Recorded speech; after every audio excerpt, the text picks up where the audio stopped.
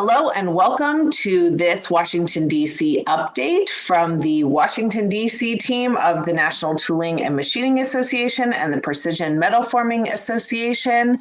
I am Caitlin Sickles and I'm very glad to be back from maternity leave and back with the team here in D.C. On today's webinar, we have Paul Nathanson, also from Bracewell, and Omar Nashashibi from Franklin Partnership. John Guzik is not on today's webinar, but of course is always available by email and every other way that you reach your DC team. Today's webinar is part of this monthly webinar series that we have been doing since the start of the pandemic. We'll go through COVID updates, other policy updates, and tell you what you need to know. If you are joining us for the first time, there's a slide there that we're blinking past because most folks know it. It is about who your team is at Bracewell, the Policy Resolution Group at Bracewell. We do the communication at the Franklin Partnership. Omar and John do your on-the-ground legislative lobbying work. More about us, of course, on that slide if you are new to this. Moving on, you'll see the agenda for today, lots to cover. We're going to talk about OSHA updates and new guidance from CDC, congressional activity on Build Back Better and other topics, of course, tariffs and trade issues at the end of the presentation. As always, you can find a copy of this presentation, the slide deck, as well as a recording of the webinar online. You can find that at onevoiceinfo.org. onevoiceinfo.org. There you'll find this presentation as well as every other previous webinar presentation since the start of the pandemic back in March of 2020. So let's talk quickly first about the survey results. So most folks know who are on this webinar, but in case you don't, we do an annual survey of NTMA and PMA members. We do that because we want to see how the policies in DC are affecting members throughout the country. We cover a wide range of policy topics in that survey. If you are not familiar with that survey, please do ask your associations for more information about it because everyone's response is really helpful, and the more people who participate, of course, the better the survey results are and the more useful they are. So some of the things that the survey tells us are the issues that NTMA and PMA members care most about. And we really care about that because that informs the policy areas where we're going to spend the majority of our time.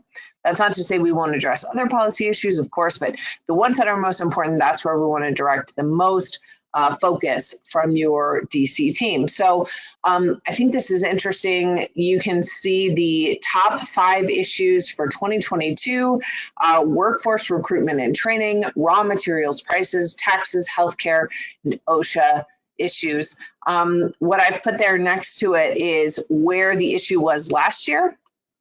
So you see a pretty significant jump in workforce and in raw materials prices. Now, that's not a surprise, of course, because of the pandemic, supply chain issues, and other impacts in the industry, but it is interesting to see how far they have come up. And of course, that becomes a big focus for the work that we do this year.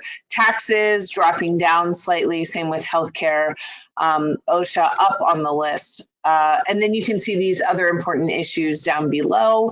Those are issues that we are, of course, still dealing with. In fact, there's a whole section in this webinar on trade, but just so you know, those have dropped down in the list or stayed static from last year. So how do we address those issues? Well, let me just show you this quick slide. This is on media. Now, most folks on this webinar know that we're not just reaching policymakers directly by knocking on their doors here in Congress, but we're also reaching policymakers and decision makers, and of course, just other people in the community through media as well. So you guys say workforce is your top issue. Here's some stuff we've done on workforce. These are 2 articles one on Fox, one local article in Crane's Cleveland Business that spotlight specific companies, members of NTMA or PMA, who are addressing the workforce shortage in unique and interesting ways. This is helpful because we can use it then to tell members of Congress, hey, we're not waiting on Congress to come with a solution. Our members are already taking important action, and we want you to support our members with policy initiatives that can further drive success in workforce recruitment and training and retention. So that's why we want to support you with articles like these. Some of you pitch local media yourselves. That's awesome. When you get those stories, please do send them to us. Others have good stories you want to tell, but you're not sure how to pitch them. Please feel free to come to us with those. And both associations have ways for you to sign up through the association if you are willing to speak to press. So if you're listening to this and you think, I'd love to talk to press, but I don't know how to get out there, please do tell your association so that you can sign up as a willing media volunteer. Yeah, it's really helpful. What we've found, and I've been doing this now 21 years as a registered lobbyist, in the last couple especially, I've found to really grab a member of Congress's attention, I just send them an article from their district or from the state and saying, hey, here's what was in the Post-Gazette the other day in Pittsburgh, and the senator all of a sudden takes notice. Well, I found those extremely helpful, and those of you that know me and any baseball fan, I love numbers, and those survey results that we showed up there are extremely effective up on Capitol Hill and around town. So thank you to those that took the time to do that, and appreciate Caitlin for getting us going. Let me just jump right in. We have a lot going on OSHA. We are going to go a number of slides here that I'm going to focus on the mask mandate here in a bit, but also go into CDC guidance on face masks and some of the isolation. A lot of these slides are going to be, there's going to be a lot of them. You're just going to have to go through them later on with some of your staff. Before we get into the CDC and the COVID side, we wanted to flag a couple of issues on which we've been lobbying and we've been working on your behalf. 2 days ago on Wednesday, January 26th, the NTMA and PMA filed formal comments with OSHA raising concerns about their proposal to move forward with regulation of heat indoors when a temperature hits 80 degrees heat index, not overall temperature, the heat index hits 80 degrees. We filed those public comments. There were over 500 similar comments that were filed. We are expecting some kind of action in the spring. What OSHA is proposing or is leading up to proposing is going to be some type of a rule, again, indoor and outdoor at this point for all occupations, including manufacturing NAICS codes, that would say if the person is near an area that hits 80 degrees heat index, then PPE will be required. In those instances, you might have to take water breaks, you might have to take overall rest breaks. There's going to be certain guidance that comes out. They currently do have an app that monitors for outdoor, and that's been in effect for a few years. They have not been able to get it to work accurately indoors yet. And there's a lot of questions about what this rule would entail. Our comments from both the PMA and NTMA side was you cannot take a one size fits all. Outdoor versus indoor are two very different environments. The crew working in the kitchen is also very different than that in a quality control shop in a manufacturing plant. And we use the survey results that you all provided us to be able to file some comments, and you can take a look at some of the questions that OSHA posed in their request for input that we provided on what was feasible, what is not, what could actually do this. Please keep in mind, OSHA is very real about this. We just got off a call or left that call early for this with the Small Business Administration and some representatives of OSHA and some other stakeholders, and we were talking about the heat index rule, and it is very real, and they are coming to move on that pretty quickly. Give you an example of what this could mean for your shop if there is a federal OSHA standard.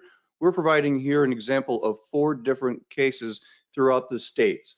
At the state level, you do have a couple of areas similar where they have on their own moved forward. Now, California has a indoor standard for heat required pending as well. So, but let's take a look at Minnesota, since we have a number of our members from there. You see that the heat index is from 77 to 86 when you've got to start taking a look at when you have to do some additional monitoring and some steps. Obviously, training is going to be across the board.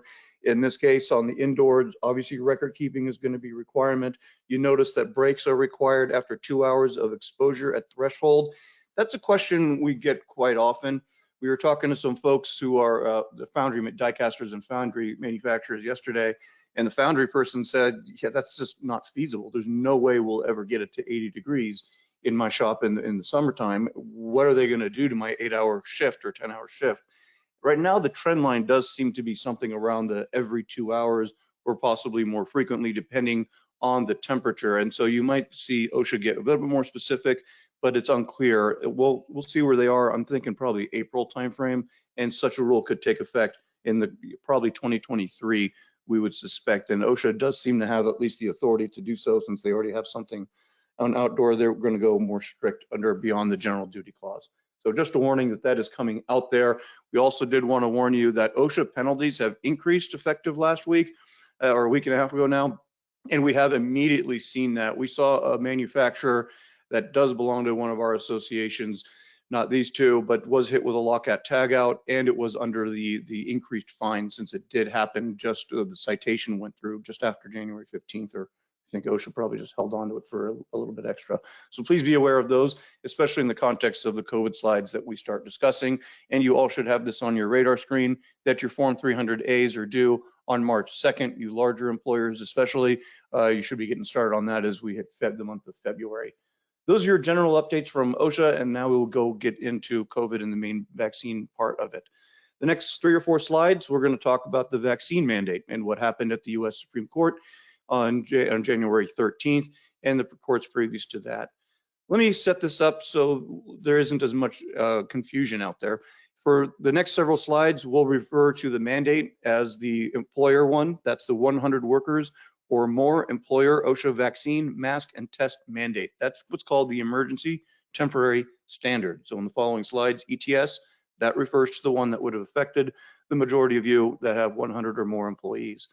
The other area that is not done, and we won't touch on here, the federal government contractor vaccine mandate. We do have a number of our members, especially on the NTMA side, that are subcontractors and sub-tier to the primes that are out there. Please note that this is still out there quite a bit as an issue for federal contractors. There's several courts that have looked into, that have blocked the federal contractor and subcontractor mandate, but it is still pending.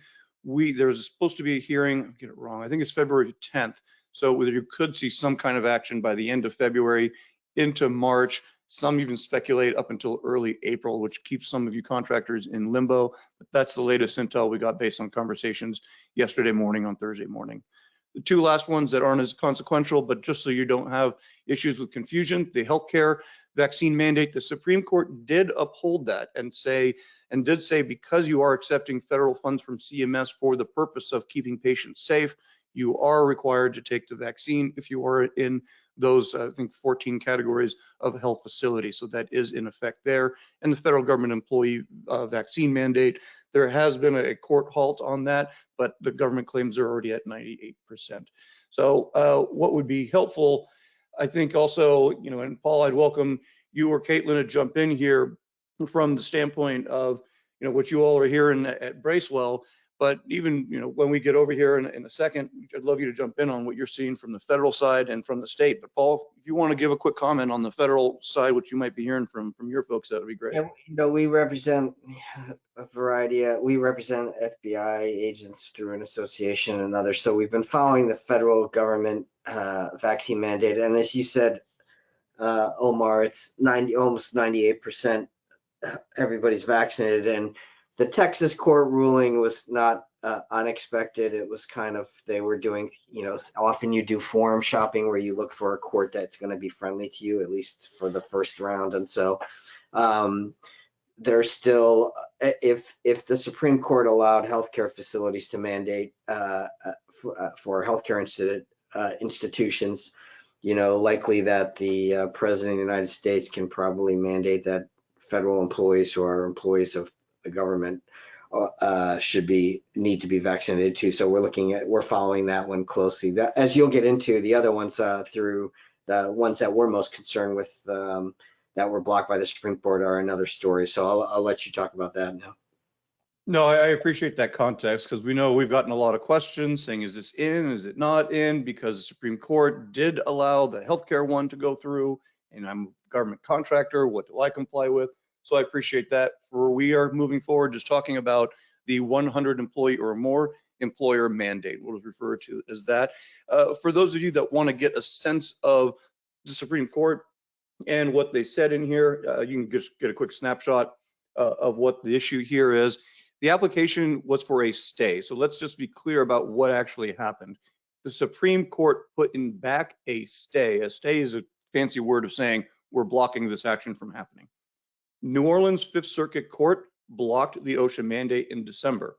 Then the Sixth Circuit in Cincinnati lifted the stay, which means they lifted the block, and we had technically a few weeks of the emergency temporary standard in place. The Supreme Court put the stay back in place, which means we are blocked. That's what it says. The application for stay presented is granted.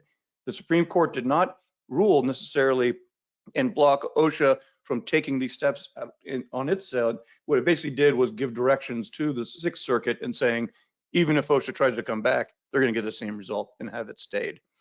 Two things that we'd like to point out here of significance from the case and the reason that they went, because I think it'll help you understand if OSHA were to come back, what would their approach be now that they have this answer from the court? One, they said this is not specific and unique to an occupational hazard in most instances. You can catch COVID from school, from work, from home, other events, and it is not unique to the work environment. Another item that they said, and this was written as saying that this is not PPE. When you go home at the end of the day, you can't take it off. You do not clock out and remove this protective equipment. You have been vaccinated and you take that home to you beyond the end of the workday. And that's important there. They did also go in and talk about a major impact. And because they felt that this rule would have a major impact on the economy and society, that the OSHA overstepped its bounds because that is what Congress is for. And those that listened to the oral arguments, you heard that quite a bit. And that was the argument that folks at the NFIB and others were saying, this is something that Congress needed to do through their authority and OSHA didn't have it. I think most of the people were really more concerned about procedural and whether or not OSHA went through some of the steps, and we'll talk about why that's important as we circle back. Here is what OSHA put on its website, and I think this is also important. We just also, as part of that SBA call this morning, we were focusing quite a bit on possible next steps on what OSHA might potentially be thinking, what they might do. Note, they withdrew the rule. They did not cancel it outright. They're not walking away from it outright.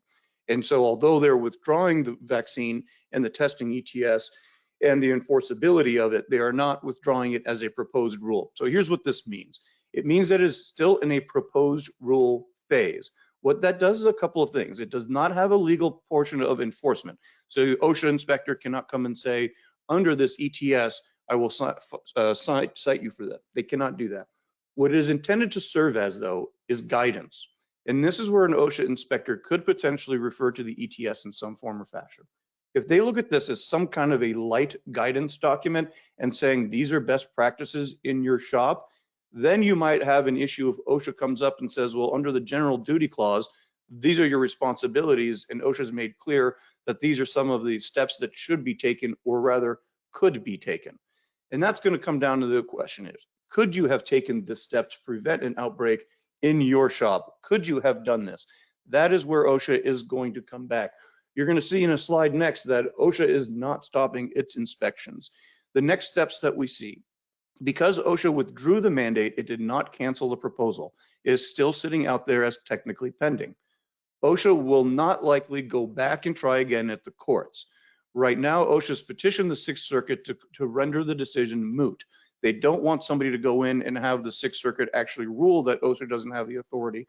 OSHA just wants to render the topic moot and then go about its business and start over.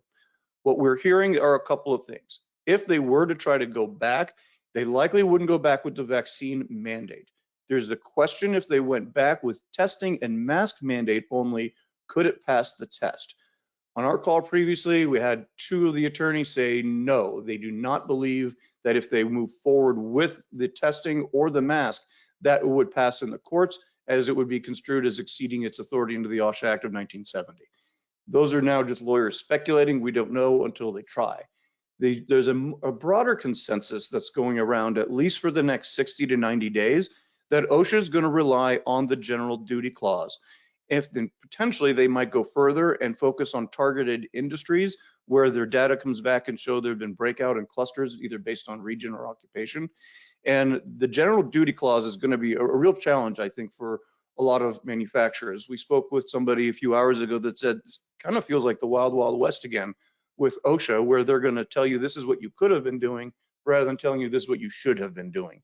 And we feel that's the concern that we've got right now, with one attorney on our call this morning saying that you must still have a COVID plan. There's no question that if OSHA comes into your shop and there's an incident, they're going to want to see, well, what was your written response plan? What was your training with employees? And the specific also example that was given is OSHA does not want to walk into your shop and see a bunch of gator masks.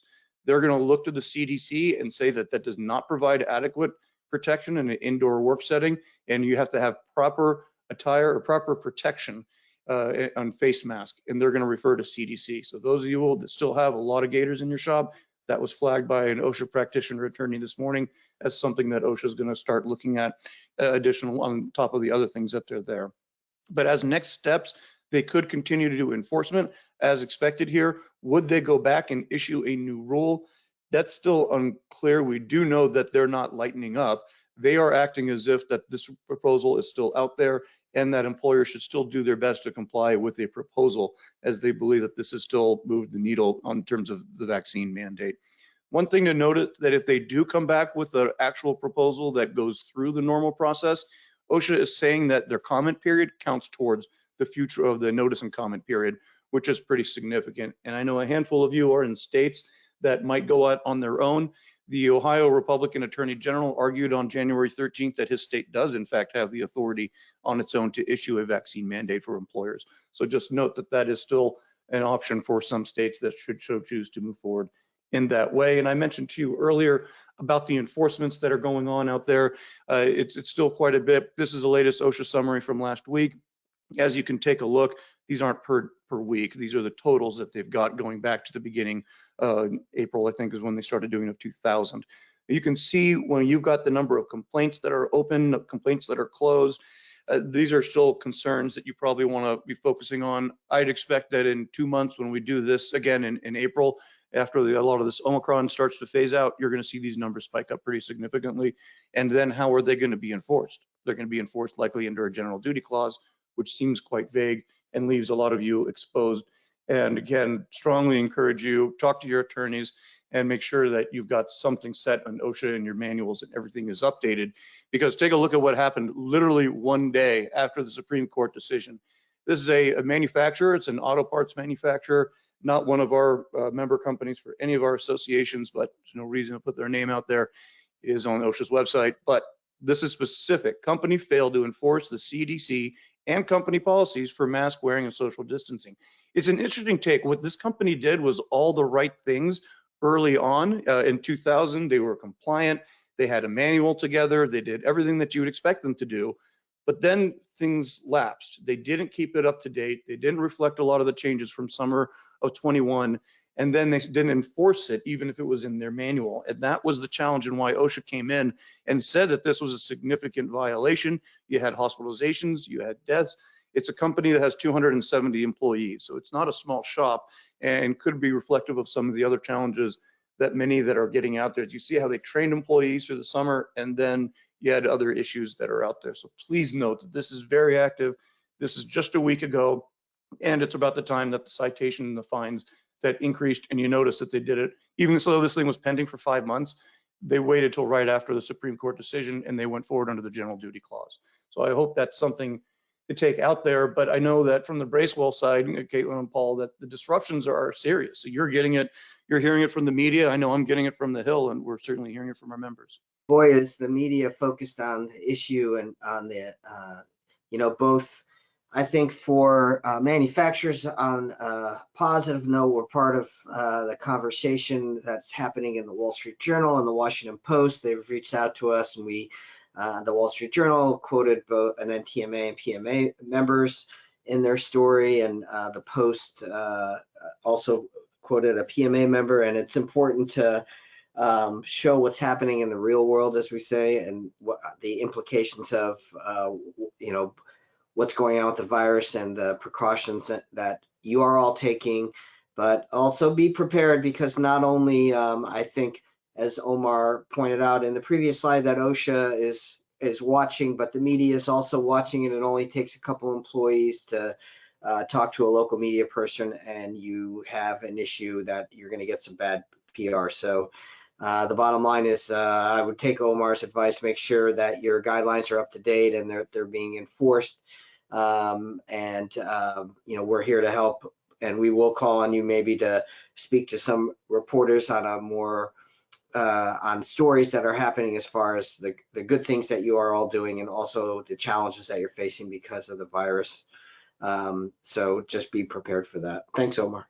No, thank you. I think that word of caution is important. I think you're going to possibly start seeing some worker frustration build, not necessarily just at the employer, but maybe at the situation, and you never know what they can do and start posting that's out there, especially if some of you are going to start having to take a position of different enforcing masks, if you so choose, or different types of masks that they may not appreciate on that shop floor. Let's go into masks for a little bit. I think some of us that have kids have started to see the schools say, okay, no more cloth masks, or they're phasing those out and they're handing out the KN95s or the N95s, but now's the time to start understanding the difference and what actually provides protection and what does not. Let's just start with the type of masks that are out there. I think by now you all know it. I'm not going to walk through it, but you can go in and take a look. The way to remember, and my 7-year-old, they all know this now, it's the N95s. The reason people focus on that is because it's been approved by the U.S. federal government. NIOSH, that's the scientist arm of OSHA that works with the CDC and the NIH. They have laboratories that do all this testing and certifications. So the KN95s manufactured in China, those are not verified by the FDA. The KF94s from South Korea, those are tested by the South Korean equivalent of the FDA, but not our own. The KN94s, or 95s rather, from China aren't really tested. They're self-reliant. And the N95s, as I mentioned, are ours. But let's just take a quick look, and you can find a decent amount made in the USA. We've got a pretty good vendor we found in Ohio, another one decent in Texas, that you can get some shipments from.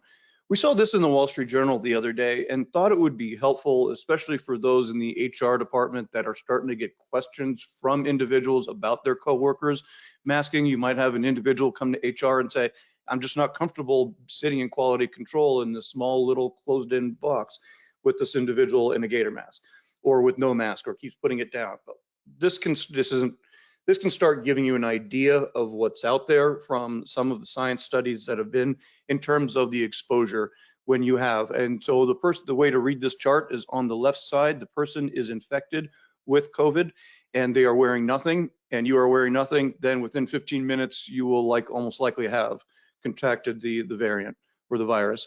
And then you work all the way to the right. And then obviously your cloth gives you a little bit extra. Surgical, those are the ones that are the light powder blue. They give you a little bit more, and then you get into the true N95s. And the N95s, the reason that those are different, part of it is as you take a look at the KF94s, Korea, or KN95 China's, they do ear loops, same with the surgical mask. You see a lot of these politicians that don't want to mess up their hair, same thing, they're doing ear loops. The N95s, you can always tell because they go over the head. They're required to go over the head for at least the initial NIOSH portions, because that's how you get a tighter fit. And that's why you're seeing so much of the emphasis coming from different communities and those that are focused on this issue, really looking at the N95s when you can go literally over 25 hours with an individual who has COVID. If they're wearing N95 and you are too, keep on talking. So that's at least a little snap. I thought this was the best visual that we've seen so far to help make sense of it all. Also, we've talked about this a few months ago, understanding the difference between a respirator and a mask.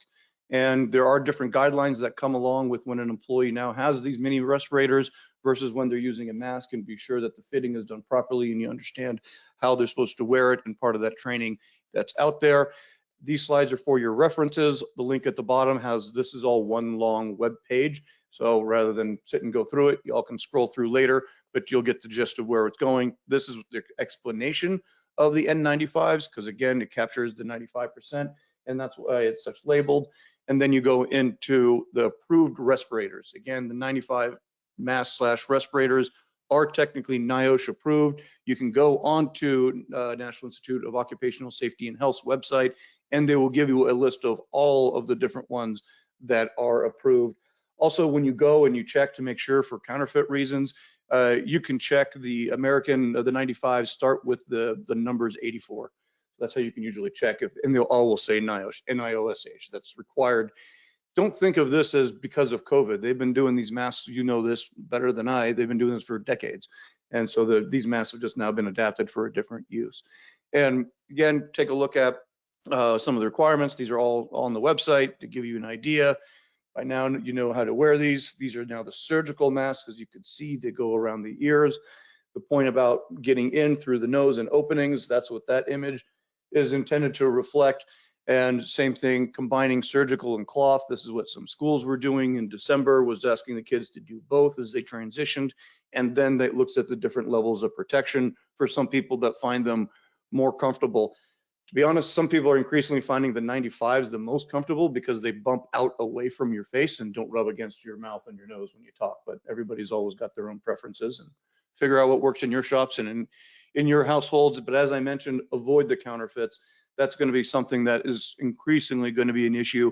I mentioned to you that it's going to, if it is a NIOSH approved, that it is going to have the NIOSH name and label on there.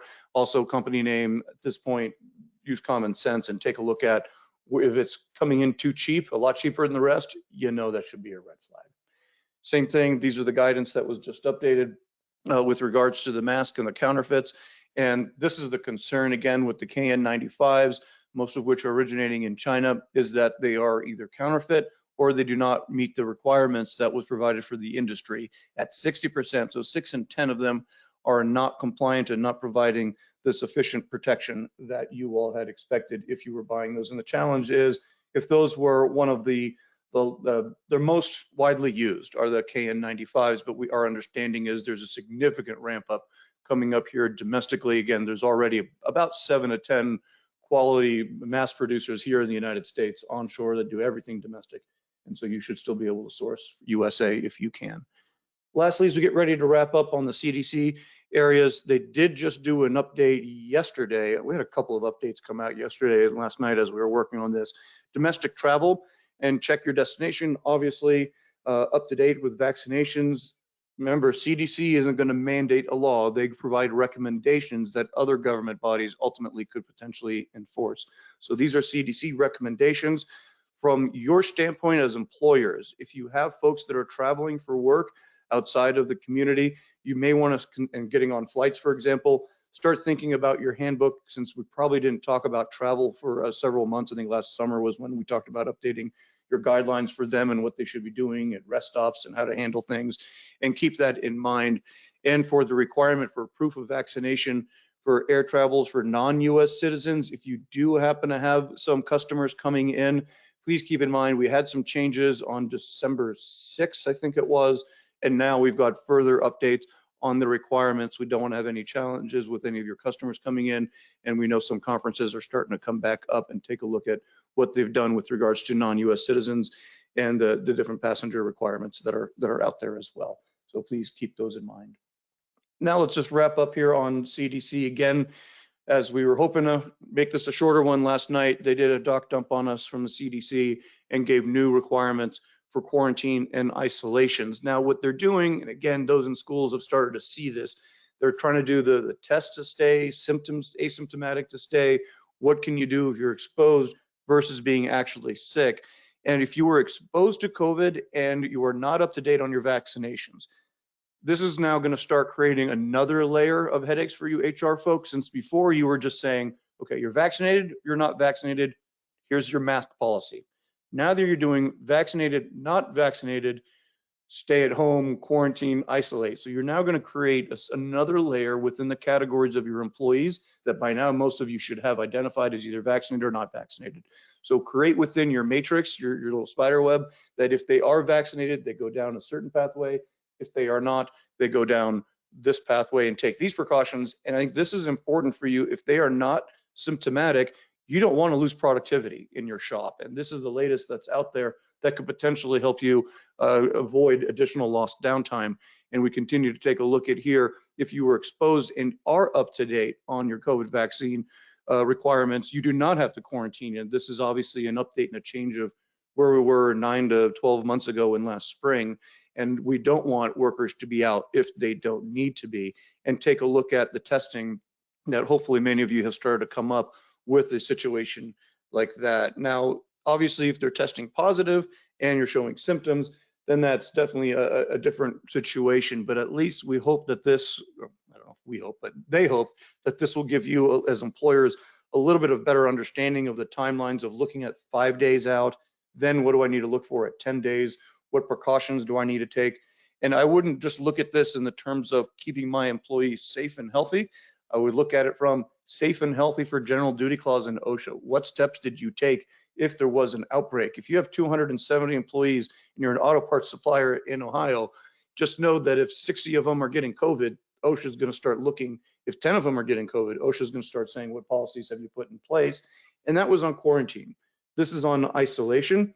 And we take a look at where they want you to go if you've tested positive and or have symptoms, regardless of your vaccination status. And this now comes down to symptoms and the issues that you've got to take a look at and what those symptoms are and if they meet the checklist that we've talked about back over the times here. Again, they're differentiating between the 5 days and 10 days. What can you do with the mask? Obviously, do not travel, but this is the latest guidelines that was put out by the CDC yesterday. We strongly encourage you to work internally with your HR shop and your experts and your attorneys to see what you can do to update that there. With that, since we're a little bit behind, we're gonna go ahead and wrap up this section on COVID specific and jump into the legislative and some of the supply chain issues that we've got on the next 8 or 9 slides before we get ready to wrap up and give you your day back. Quickly, some of you are involved in infrastructure, and those of you that are in Pittsburgh and saw the tragedy with the bridge today, and we know the president's heading that direction to go give a speech on infrastructure this afternoon. They're moving fast. They already put out a bunch of money in December for the previous authorization. This is now new money that's going out the door. Some of you might manufacture equipment, might make tooling, might make parts, make dies that go in to support the construction industry. This is the time to start thinking about what those will do and the ramp ups and when some of those quotes are going to go out there. We know you all are a little bit, several steps removed from the immediate out shovel ready aspect of it, but just know that the White House has already put out a schedule and they're going to continue moving very, very quickly with regards to putting that money out. Me, the cynic, Biden needs a win. He needs cash to go out before this election so that can help him and his party out in a way. But the next up on Capitol Hill, Pelosi this week just put out her agenda, or last week rather, last Thursday, of where she wants to go with things and the plan out there. Obviously, Ukraine is going to be top of mind.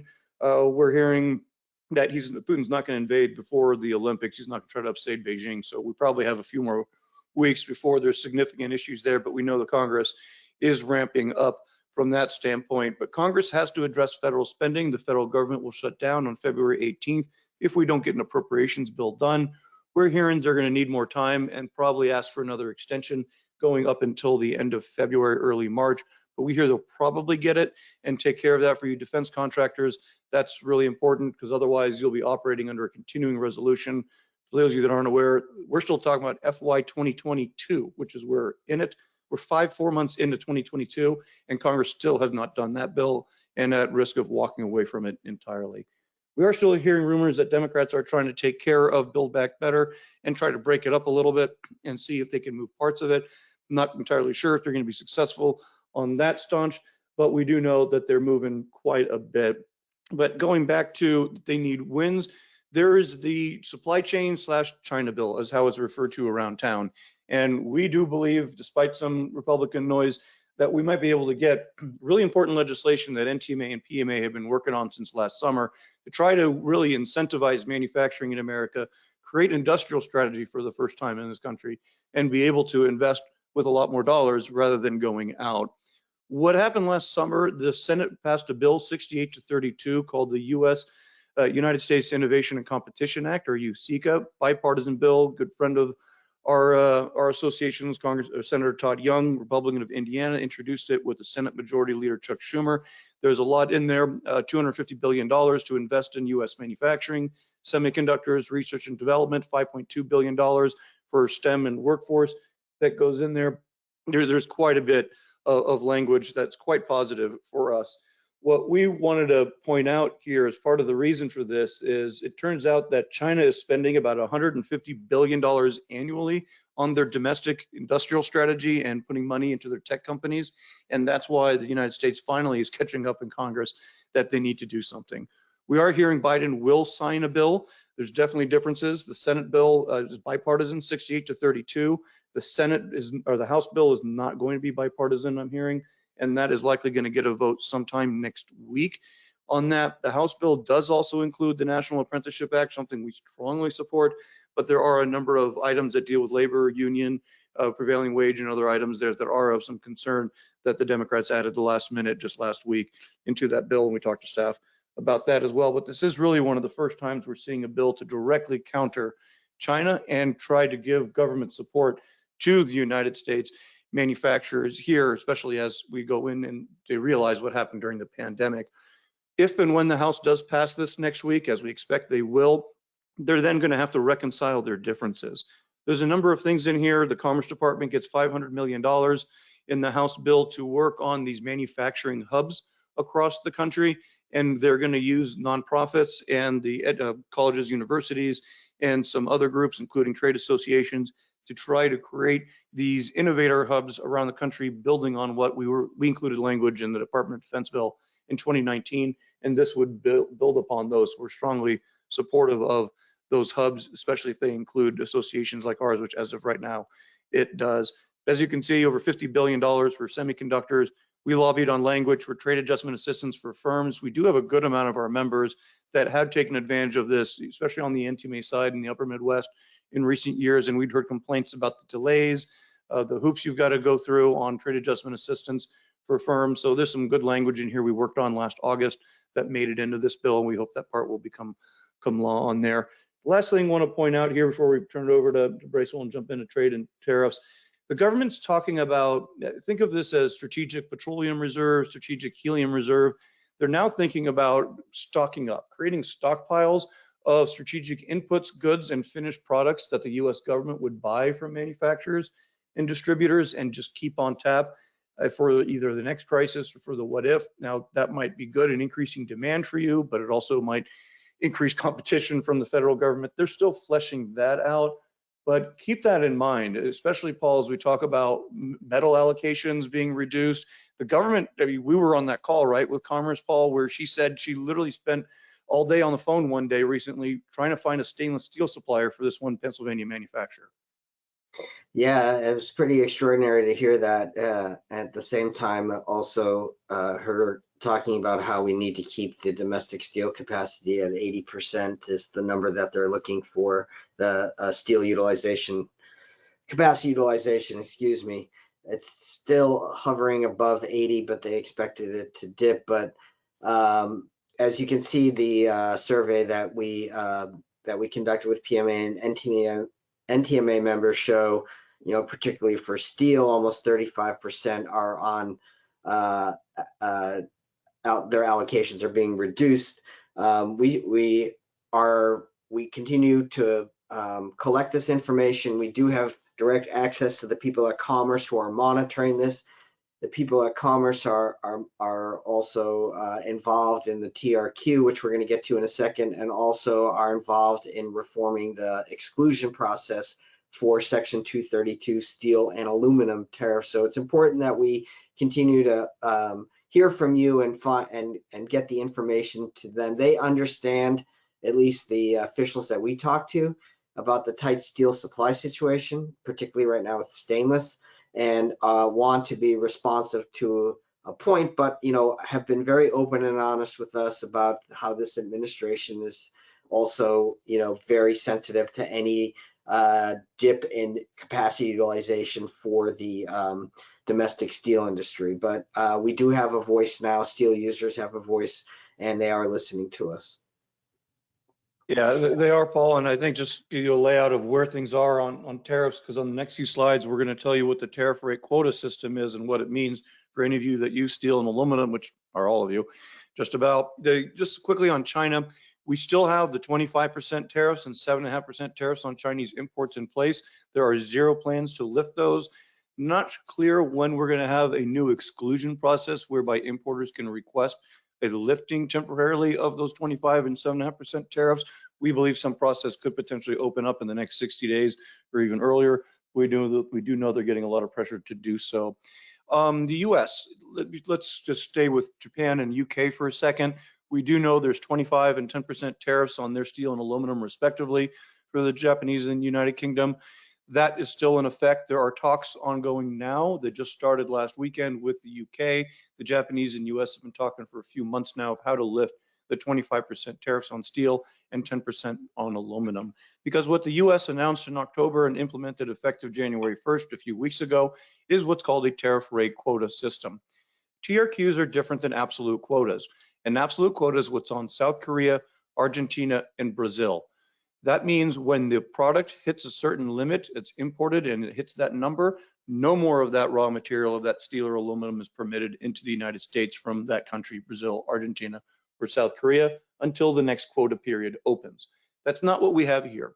What we have in this instance is a quota regime that was created that allows for you to bring in a product tariff-free until you hit the quota limit.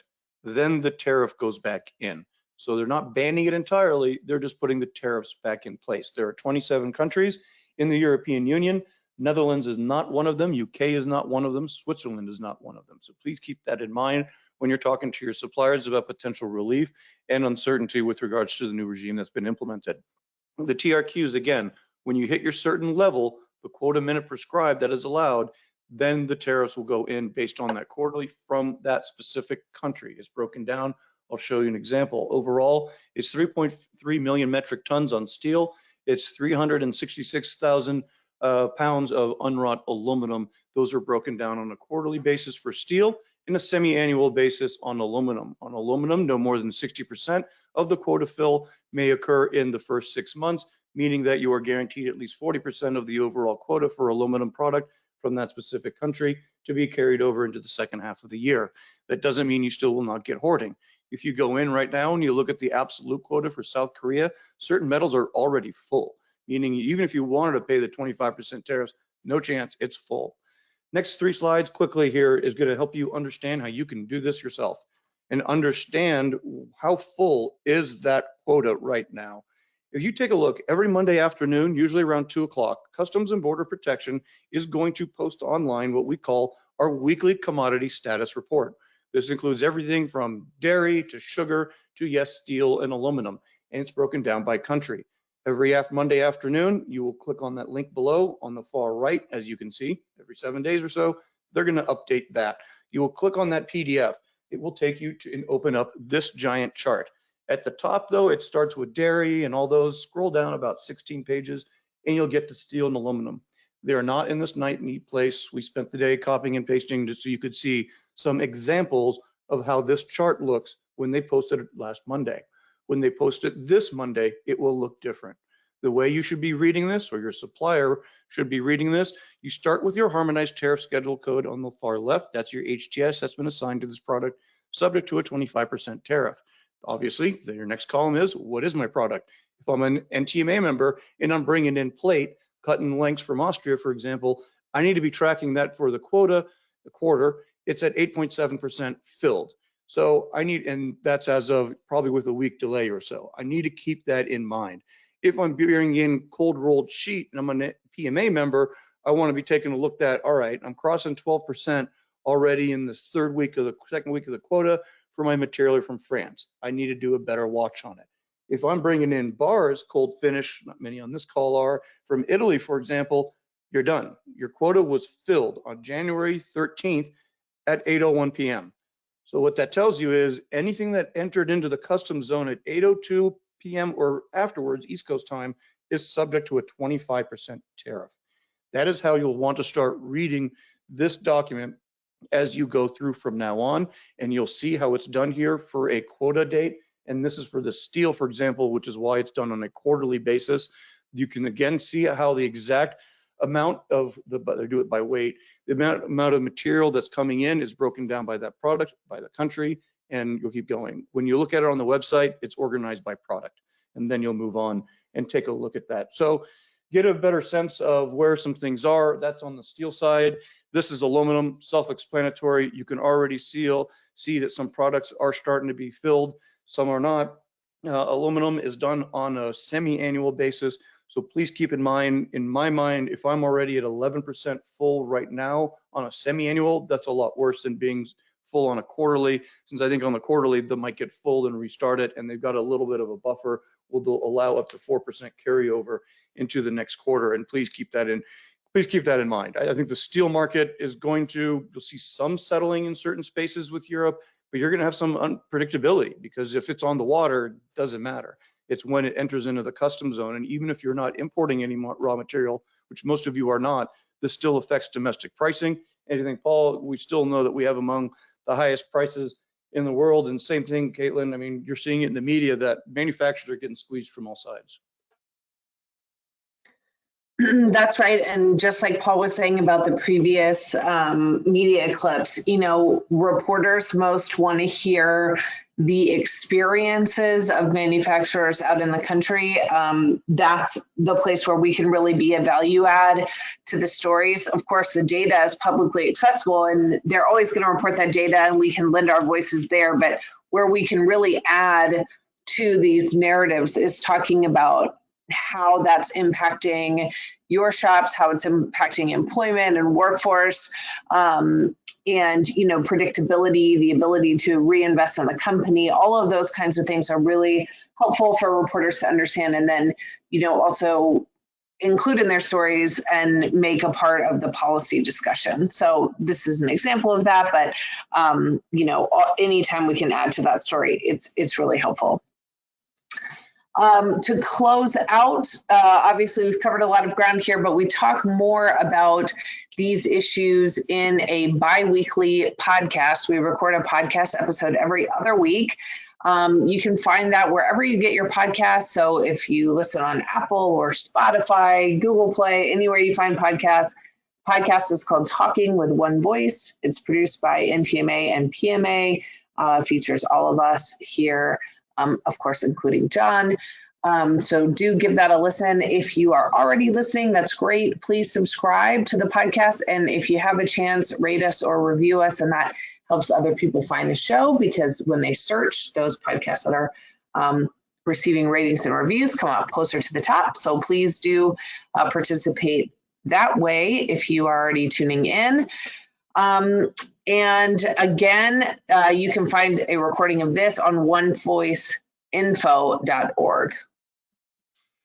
That's right. Thank you, Caitlin. And thanks to all that have supported us throughout the last couple of years on these webinars. And we're continuing to go.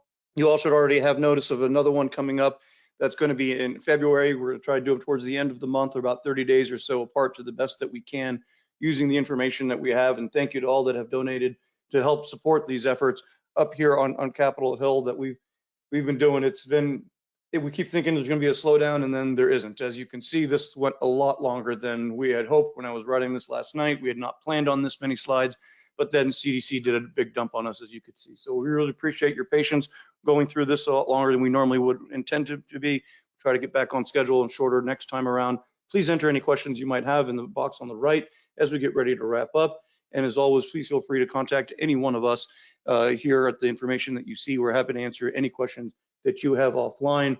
We did have one question just in general about DC and things and meetings happening and how they are. All of my meetings are still virtual. It's still very difficult to get in and out of the Capitol. Senate Democrats have canceled all of their in-person meetings with one another. They're not doing their Tuesday and Wednesday meetings anymore. Most House Democrats are not allowing for meetings in person. We know that most fly-ins have been disrupted or canceled outright through the end, or through most of the spring, is what we're hearing. And so there's still quite a bit of uncertainty up on Capitol Hill with some new vaccine mandates going into effect for the DC public as well last week and now in the coming weeks as well. Omar, one of our clients is meeting with a high-level official at the Justice Department. Not only do they have to prove that they're vaccinated, but they had to send pictures of their negative COVID tests the day before. Yep, there you go. You actually had at the Supreme Court hearing on December 13th, 2 of the attorneys that were supposed to be there in person got COVID and couldn't go, or one of them didn't meet the requirement. Could you imagine? Chance of a lifetime to argue for Supreme Court and you can't. So that was one question. Another one, as we get ready to wrap up, anything else you have, please add as we get ready to close. Any pressure building to accept natural immunities from infections or a combination with the vaccine. The last update on natural immunity the CDC did, we checked while we were on this webinar, was September 21st of 2021. And that was the beginning of Omicron, or just actually probably a few weeks before it, since that really hit in October. And I think that they've been reviewing every few months the how that works and what level of protection and how it wanes, especially in the context of now the new variants and the new vaccines that they're developing and the new rounds of boosters. And to Paul's point, boosters will be required at some point. The CDC has not indicated when they're going to change that definition, but at the local levels, there are already been on their own individual jurisdictions that are starting to explore changing that definition of what does it mean to be fully vaccinated. I know we covered a lot. I apologize for running late. Any other questions? Anything we left off? I think we're good. Okay. Thank you, everybody. Thanks for your support, and we'll talk to you in about a month. Please stay tuned for the next podcast as well. Have a good weekend.